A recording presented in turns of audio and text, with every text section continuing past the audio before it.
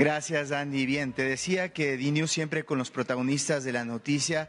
Estamos con los miembros de la Asociación Mundial de Juristas que ha arribado al Ecuador para poder avalar este nuevo decreto de estado de excepción que pretende enviar el presidente de la República hacia la Corte Constitucional, a sabiendas de que dos decretos anteriores que estaban focalizando este estado de excepción fueron negados por el máximo organismo constitucional.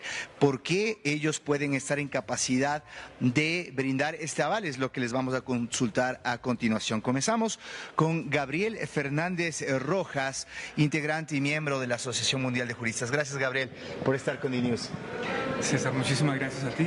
Y te pregunto al respecto de por qué razón ustedes tienen esa capacidad como ONG de brindar un aval de estas características para que la gente sepa su acreditación. Correcto.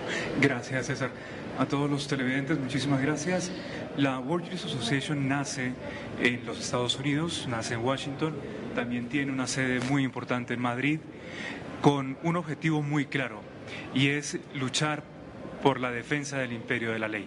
Algo que damos por sentado, pero que carece de un código genético de autoprotección y que si no lo cuidamos, pues lo podemos perder, y en una o dos generaciones lo que encontramos es algo absolutamente terrible. Ese es el objetivo de la World Jurist Association.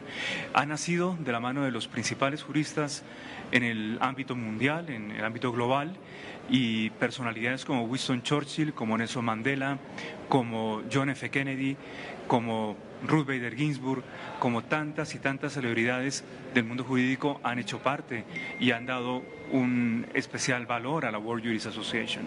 Nosotros procuramos en países absolutamente desarrollados, en países como Inglaterra, como Estados Unidos, dar apoyo cuando hay una quiebra o una amenaza de quiebra al imperio de la ley. Pero es que ningún país está exento de ello. Todos los países en Asia, en África, en América, Norteamérica, Centro, Suramérica, en Europa, podemos estar expuestos, y es un deber de todos nosotros contribuir, estar atentos para, de alguna manera, contribuir con un granito de arena a la labor común de defender el imperio de la ley. Sobre todo sabiendo que hay una alternativa. Si no prima el imperio de la ley, lo que nos rige es el imperio de la fuerza. El vacío de poder no existe y la única alternativa es que el poder esté encauzado en todos los órdenes. Por eso, en un término muy general, la World Jurist Association en todas las latitudes se compromete para apoyar el esfuerzo de la sociedad civil, de las instituciones, para defender el imperio de la ley, que es lo que nos permite tener un futuro mucho más esperanzador para todos, sabiendo que la ley no lo puede todo, pero sin ella nada bueno es posible. Bien. Conociendo de quiénes se tratan, paso a Elena Fernández para preguntarle al respecto de las particularidades que ustedes observan en este estado de excepción que pretende enviar el presidente de la República. ¿Por qué es constitucional a su criterio? Y si se mantienen las características de excepcionalidad que se requieren para poder apelar a este tipo de figura, conociendo que el Ecuador ha sido declarado en un conflicto armado interno. Efectivamente, la declaración de estado de excepción es, en primer lugar, un mecanismo de garantía constitucional. Es un mecanismo de defensa precisamente para las víctimas. Hay una situación muy compleja en determinados lugares, ahora focalizado en determinadas provincias, de conflicto armado interno, pero no porque lo digamos nosotros, sino porque, ya lo ha dicho, los dictámenes del Tribunal Constitucional. Y nuestra labor ha sido realizar un informe sobre la base de pleno respeto a la Constitución y a los dictámenes del Tribunal Constitucional. Y sobre esa base consideramos que este proyecto de decreto de excepción se ajusta estrictamente a la legalidad y con los elementos fácticos, elementos jurídicos, y todo ello se concluye desde nuestro punto de vista, y compartimos la conclusión llegada por el dictamen de decreto de excepcionalidad del presidente. Pero es un informe estrictamente jurídico y estrictamente objetivo. Elena, ¿hay alguna diferencia entre los dos decretos enviados con anterioridad que fueron rechazados por la Corte Constitucional con este en la argumentación? Efectivamente, hay una diferencia sustancial que al mismo tiempo se ha focalizado estrictamente la criminalidad. Se han cumplido con los requisitos que se exigía la Corte Constitucional a efectos de la determinación de conflicto armado interno y conmoción y grave conmoción, con lo cual se han incorporado nuevas causales que están plenamente justificadas, y sobre esa base y sobre esa argumentación y sobre esos datos fácticos que nos proporcionan tanto la policía como otras fuentes legales, pues se concluye ni más ni menos que compartimos la argumentación dada por el proyecto de decreto del presidente, porque además, teniendo en cuenta todos los argumentos, incluso los argumentos anteriores de los dictámenes 1.24 y 2.24 de la Corte, en las que declaraba la constitucionalidad del decreto de excepción, de los decretos de excepción a nivel nacional, en cuyo caso se han cumplido todas las expectativas o los objetivos marcados con esos decretos de excepción.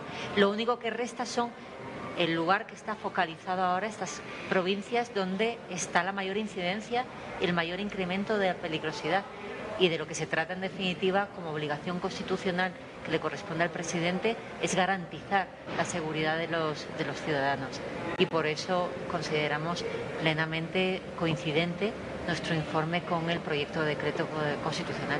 Gracias, Elena. Culmino con José Francisco Esteves. Gracias, José. Y quisiera ampliar el análisis con las referencias que tenemos a nivel internacional. Acá en la Constitución se establece que las Fuerzas Armadas son obedientes, no deliberantes, y hay el temor del máximo organismo constitucional que el accionar de los militares, si continúan con estos estados de excepción, pueda afectar al Estado de Derecho, al normal desarrollo que deben tener los civiles por encima de los militares. Hay antecedentes, por ejemplo, en El Salvador, en donde el presidente Bukele ha venido manejando el tema de los estados de excepción de forma recurrente, y muchos expertos aseveran que eso de alguna manera va en contra de la independencia de poderes. ¿Cuáles son esas relaciones que permitirían identificar que lo que va a pasar acá en Ecuador no cae en esos vicios? Bueno, lo primero de todo, muchas gracias a DNews y a ti por esta entrevista y por permitirnos cambiar impresiones con vosotros en este maravilloso país que es Ecuador. Vamos a ver, cualquier comparación con lo que acabas de comentar del presidente Bukele no tiene ninguna lógica jurídica. Nosotros desde la organización de juristas internacional, que es la World Jurists Association, tenemos una comisión de seguimiento para el caso concreto de Ecuador, que hemos venido estos compañeros para analizar todo lo que se refiere a la situación de conmoción interna y de conflicto armado interno, con los datos que acaba de comentar mi compañera. Y realmente vemos que se dan las circunstancias, las causales que la Constitución la Constitución de Ecuador realiza y tiene en cuenta, ¿no? Es muy importante comprender que los estados de excepción son mecanismos constitucionales previstos precisamente en la Carta Magna para proteger a los más débiles, para proteger la libertad y la seguridad de los ciudadanos. Y esto debe hacerse siempre encartado en los conceptos y en los principios de la propia Constitución, es decir, bajo el principio de proporcionalidad en los medios empleados para reprimir la criminalidad organizada, en el principio de la idoneidad, en el principio del estado de necesidad que se genera en situaciones en determinados cantones, en determinadas provincias, que todos sabemos cuáles son, y en el principio de la temporalidad. Este hace referencia a tu pregunta, es decir, mantener un estado de excepción sine die no tendría ninguna y sería, por supuesto, inconstitucional. Pero estamos hablando de periodos cortos que se han aprovechado para reprimir la criminalidad organizada por bandas que responden a criterios de crimen, de bandas organizadas, con una estructura y con unos medios claramente sofisticados, y por ello el Estado reacciona y debe reaccionar como obligación constitucional con un mecanismo que la propia Carta Magna prevé, que es el estado de excepción. Es decir, pensar que esto es los prolegómenos de otra cosa carece totalmente de sentido, en nuestra opinión, sino antes al contrario, de lo que se trata es de proteger situaciones de debilidad, de víctimas, de atentado a los derechos y libertades de los ciudadanos de Ecuador. Perfecto, gracias. Ahí tienen la voz de José, de Elena y de Gabriel, integrantes, miembros de la Asociación Mundial de Juristas, que han adjuntado este informe que será emitido junto al decreto que enviará el presidente de la República a la Corte Constitucional, y veremos qué es lo que dice la Corte al respecto. Hablaba yo al principio de la entrevista con los tres y les decía, ojalá puedan venir en diferentes circunstancias, y me han destacado la belleza del Ecuador, que por supuesto así es, además de estas situaciones que lamentablemente nos están afectando, y que justamente por ello es que se busca estos mecanismos legales para enfrentarlos. Así cerramos el informe desde Ecuador. Andy, tú continúas con mucho más desde estudios. Gracias. Te agradezco, César García Vélez. Estoy seguro que la cuestión va a mejorar y todos podremos disfrutar de la belleza del Ecuador. Muchas gracias.